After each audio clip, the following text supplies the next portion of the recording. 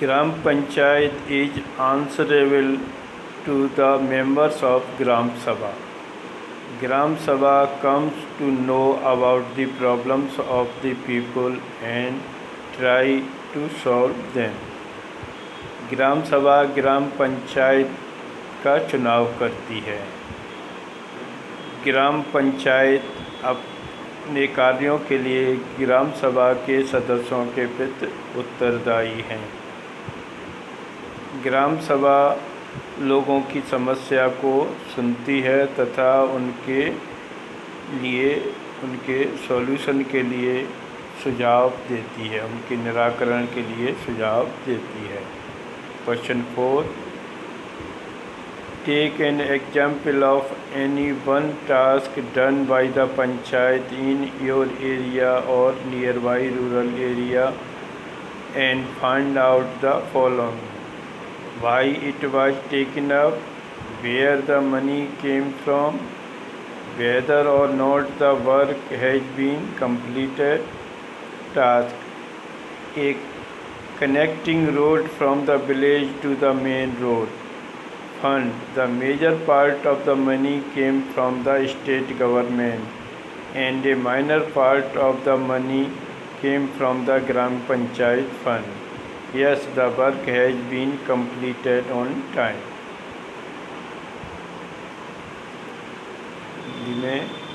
हाँ, गांव को निकटवर्ती मुख्य सड़क से जोड़ने के लिए एक रोड बनाई गई। इसके लिए पैसा ज़्यादातर हिस्सा राज्य सरकार के द्वारा भेजा गया तथा कुछ हिस्सा ग्राम पंचायत के फंड से लगाया गया। हाँ, यह सड़क निश्चित समय में पूरी हो गई। Question 5. What is the difference between Gram Sabha and Gram Panchayat? Gram Sabha is the meeting of all the adults who live in the village. Every adult, man and woman in the village who has attained the age of 18 years and above are the members of Gram Sabha. A Gram Panchayat is elected by the Gram Sabha. The number of members can be depend upon the size of the village. The members of Panchayat may be 7 to 31. There is no concept of reserve. There is no concept of reservation in Gram Sabha, but in Gram Panchayat, reservation is for SC, ST and women.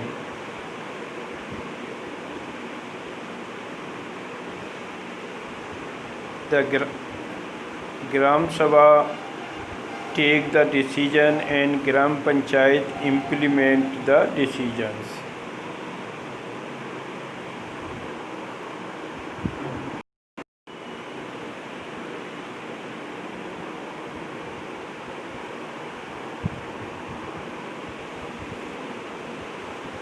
Why was Bhagwan beaten? Do you think the above is a case of discrimination? Why? There was an acute water shortage in Nimon village and the villagers had to depend on tankers for their need. So when the tanker came in the village, Bhagwan insisted that the water in the tanker must be emptied into the storage tank constructed as part of the water supply program by Nimon Gram Panchayat, so that there would be an equal distribution of water. But the upper caste men were against this and therefore they beat Bhagwan to suppress his demand. Yes, it is a clear-cut case of discrimination as the higher caste people do not want to give comfort to the lower caste people. They also want to deny the lower caste people even the basic need for drinking water. Hindi में, भगवान को क्यों पीटा गया? क्या यह एक भेदभाव का उदाहरण है? गांव में पानी की कमी थी। पानी की सप्लाई के लिए एक टैंकर मंगाया गया।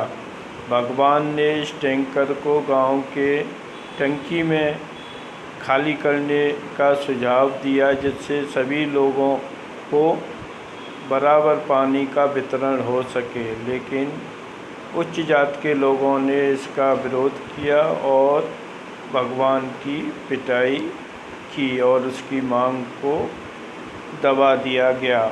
हाँ, यह निश्चित रूप से एक भेदभाव का उदाहरण है, जिसमें उच्च जात के लोगों द्वारा निम्न जात के भगवान दास को पीटा गया और उसकी जो उचित मांग थी उसको नहीं माना गया, जिससे सभी लोगों को जो बेसिक आवश्यकता है, मूलभूत आवश्यकता पानी की, वो पूरी नहीं हो सकी इन लोगों की। Question 7. Find out more about watershed development and how it benefits an area.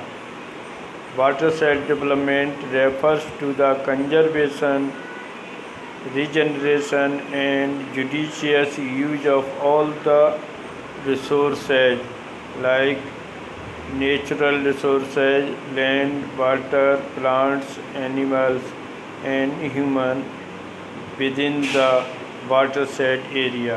Benefit of watershed development are: it make the land fertile and support the growth of tree, plants and cultivation. It help to preservation of water and its resources.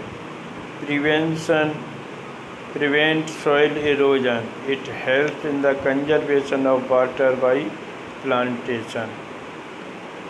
जल संवर विकास, watershed development एक क्षेत्र के प्राकृतिक संसाधनों का संरक्षण, जिसमें जितना भी पानी बहकर उस क्षेत्र में आता है उसे चेक डैम, छोटे छोटे बांध बनाकर, नियंत्रित बांध बनाकर एकत्रित करना, जिससे वहाँ पर सभी लोगों को पानी मिल सके। वेजिटेशन बढ़ने में भी इसका योगदान रहता है और जानवर वगैरह सबको पानी मिल सकता है। तो इस तरह ये से मृदा अपरदन रुकता है, वाटर का संरक्षण होता है और इस वृक्षारोपण को सहारा मिलता है।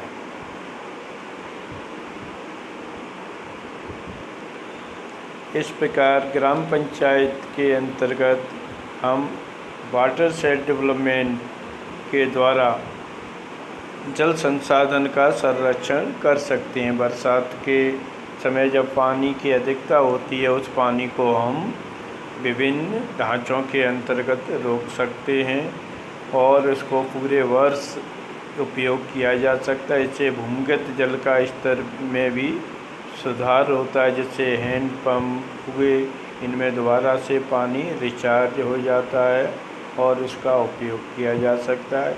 इसमें मृदा में नमी की मात्रा भी बनी रहती है, जिससे खेती में उत्पादन बढ़ाना भी सहायक हो जाता है और इस प्रकार वर्षा जल का अधिक से अधिक हम संरक्षण कर ग्रामीण क्षेत्र में अपनी आवश्यकता, पानी की कमी, वृक्षारोपण आदि के द्वारा संरक्षण और पर्यावरण को भी सही रख सकते हैं।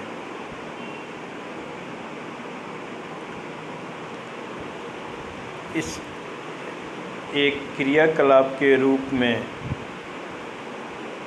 किसी ग्राम पंचायत सरपंच या प्रधान या वार्ड मेंबर से जो आपके आसपास रहते हों उनसे बातचीत कर सकते हैं और ग्राम पंचायत और ग्राम सभा कैसे गांव के लिए कार्य करती है, उनका एक साक्षात्कार ले सकते हैं।